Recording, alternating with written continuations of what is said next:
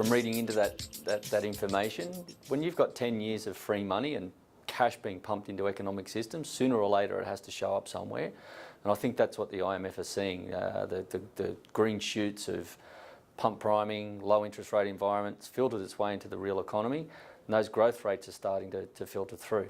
Those sorts of numbers, when they start talking 3.5% for economic growth globally, that's back to pre-GFC levels. They're really high rates of growth, particularly for industrialised countries.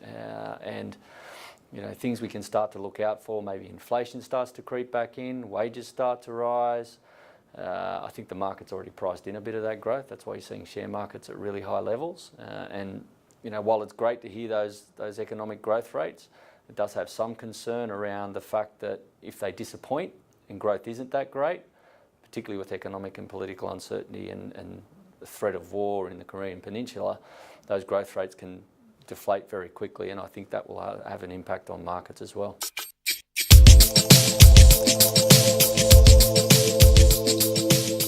And it seems to be, from an outsider looking in, to get into politics or to get into power, you tell people what they want to hear that gets them in, and then when they go to take action, they realise there's such a big machine at work here that it's very difficult to implement very simple promises that can be made to people.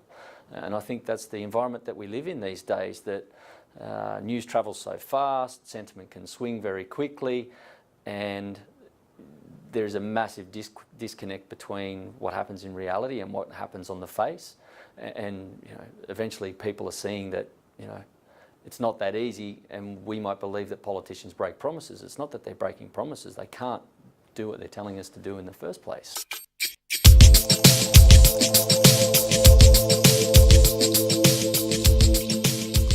The synergies that have occurred between the US and China for a long time. You know, if you break the world down into a two-country economy, the Chinese and the US consume, the Chinese produce. You know, there's an adage that China is America's factory, and it's true. So, you know, despite what we see happening in the press, both countries rely on each other very heavily. You know, a lot of Trump's promises make America great again. Let's bring back the manufacturing base. Let's turn the Rust Belt into the powerhouse that it once was. You know, I think that ship has sailed a long time ago. You know, the Chinese and the Americans need each other very closely. It's not in anybody's interest globally for there to be conflict, and particularly for those two countries being such close trading partners. You know, there's a lot of things that go on economically. China is one of the biggest holders of US treasuries. You know, they're one of America's biggest creditors. And they can't go to fight. You can't go to war with people who you owe money to.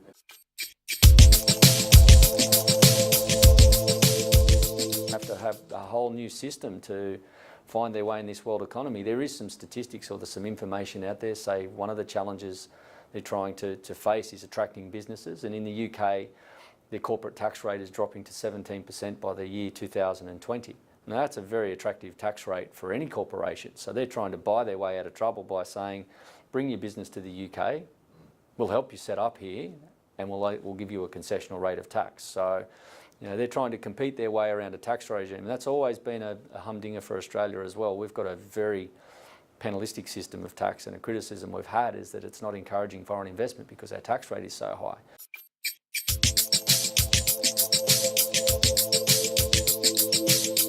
Now, there's a lot of background and a lot of work that has to be done just to get an idea to fruition anyway. So I think the 13 years to have that target is quite realistic, as long as it's got, you know, some big broad goals of what to achieve over that time frame. These are the sort of targets that we want to hit.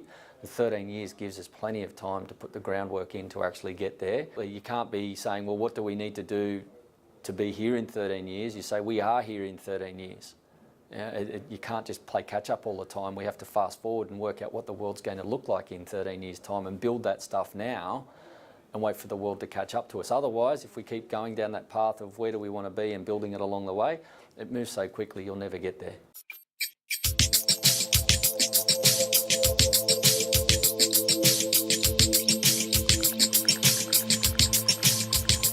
It's interesting, housing affordability is taking centre stage. Every day in the press there's always an article or a news story about housing affordability.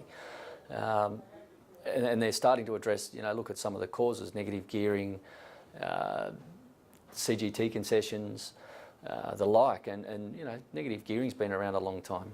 CGT's been around since 1985, so I can't see that these are the causes of a housing affordability crisis immediately. Everybody's income has started to rise. We've got more people in the country. Maybe we don't have enough supply of housing. We've got bureaucratic building codes perhaps, or archaic taxes like stamp duty that are preventing people from making that step of buying their first property. I don't think dipping into superannuation is going to solve it.